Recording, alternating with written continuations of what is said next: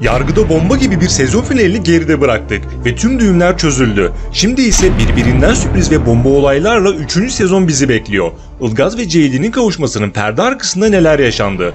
Bu konuda 3. sezonun ilk bölümünde herkesi şaşırtacak sürpriz sahneler yaşanacak.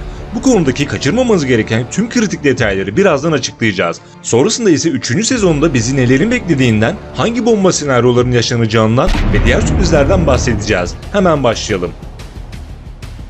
Sezon finali bölümü Ilgaz'ın şu cümlesiyle başlamıştı. Acının içinden geçmezsen dışına çıkamazsın.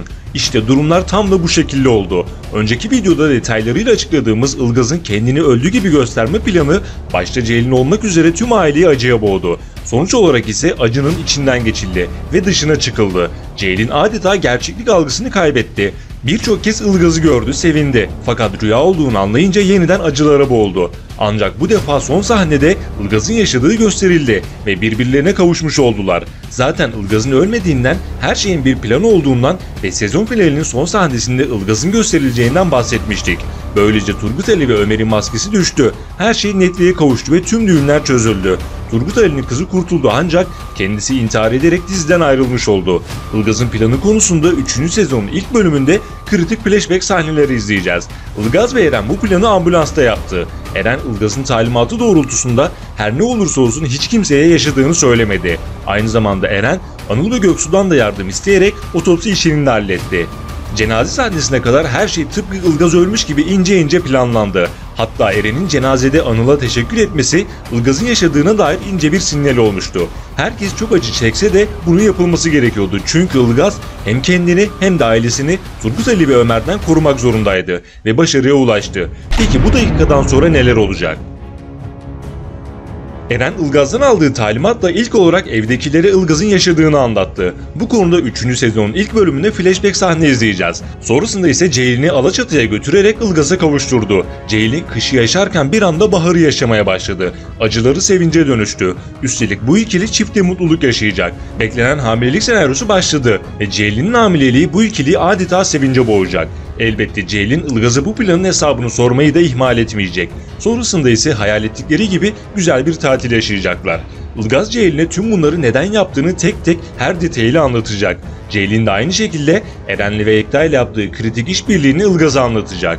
Eren zaten tüm konulara hakimdi ve hata yapmadan planı başarıyla uyguladı. Yekta ise Ceylin'e müthiş bir şekilde destek oldu. Ceylin'in kaçmasını ve cezaevine girmesini engelledi, avukatlığını yaparak serbest kalmasını sağladı, Eren'le işbirliği yaptı ve çok kritik detayları çözerek Ceylin'e adeta nefes oldu. Bu sahneler tüm izleyicilerin beğenisini kazandı. Peki bizi 3. sezonda neler bekliyor? Yeni sezonda hangi sürpriz senaryolar yaşanacak? Şimdi gelelim bu konuya.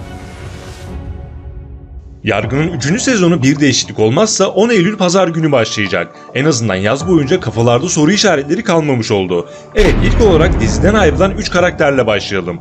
Turgut Ali tüm oyunu ortaya çıkınca yargılanmamak için intihar etti. Çünkü bu durum ona çok ağır geldi. Böylece Turgut Ali karakterine veda etmiş olduk.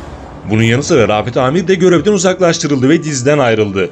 Bir diğer diziden ayrılan karakterimiz ise Derya Savcı. Senaryo gereği ailesinin yanına gidecek olan Derya Savcı'nın Pars'ın ölümünden sonra senaryosu kalmamıştı ve bu şekilde diziye veda etmiş oldu. Veda eden karakterlerin yanı sıra yeni sezonda diziye katılacak ve sürpriz senaryolara imza atacak yeni oyuncular da dahil olacak. Ömer ve Haluk'un ise yeni sezonda da olması bekleniyor. Tutuklanan Ömer yeni planlarını tıpkı Engin gibi içeriden yapabilir. Bakalım Ömer yeni hamleleriyle yine sürpriz sahnelere imza atacak mı? Bu konuda Eyüp'ün de kritik etkileri olabilir. Parla ile hesabı yarım kalan Eyüp'ten 3. sezonda bomba hamleler bekleniyor. Ilgaz'ın öldüğünü sanan Haluk ise yaşadığını öğrenince adeta şok olacak ve büyük bir öfkeyle harekete geçmesi beklenecek. Aynı zamanda Haluk, gazeteci Berkant'ı öldürmekle suçlanıyordu. Fakat bu suçu Ömer'in işlediği kanıtlandı ve böylece Haluk serbest bırakılacak. Ilgaz ve Ceylin'in karşısındaki en büyük düşmanlardan biri Haluk olmaya devam edecek. Düşman demişken neredeyse Ceylin'le dost olan Yekta'nın yaptığı bomba teklif yeni sezona damga vuracak cinsten. Bildiğiniz gibi son bölümlerde iyi tarafa geçen Yekta, Ceylin'e ortaklık teklif etti. Tilmen ve Erguvan Kaya adıyla bir hukuk bürosu kurulmasını talep etti. 3. sezonda böyle bir senaryonun olması hiç şüphesiz herkes ekranları kilitleyecek ve izleyicilerin beğenisini kazanacak. Fakat yine de söz konusu Yekta olduğu için her an her şey yaşanabilir. Bunların yanı sıra 3. sezonda olması beklenen sürpriz senaryolardan biri de Ilgaz'ın başsavcı olması ve Metin'in amirliğe geri dönmesi. Başsavcılık makamından önce Pars, sonra Turgutel'e ayrıldı. Yeni sezonda başsavcılık koltuğuna Ilgaz'ın oturması beklenecek. Metin Amir ise Rafet'in görevden ayrılmasıyla yeniden eski görevine geri dönecek. Ayrıca Çınar'ın polis oluşunu izleyeceğiz. Aylin ve Osman'ın arasındaki buzlar ise tamamen eriyecek. Ceylin kritik bir hamilelik süreci yaşayacak. 3. sezonda bir başka sürpriz senaryoda Eren'in evlilik senaryosu. Bu konuda geçtiğimiz bölümde ince bir sinyal verilmişti. Elbette her şey güllük gülistanlık olmayacak. Yeni sezona damgasını vuracak şok edici cinayetler ve bomba olaylar yaşanacak. Hep olduğu gibi çok kritik bulmacalar ve soru işaretleri bizleri bekliyor olacak. Bu süreçte yeni videolar gelmeye devam edecek. Kaçırmamak ve anında haberdar olmak için abone olup bildirimleri mutlaka açalım. Bir sonraki videoda görüşmek üzere. Hoşça kalın.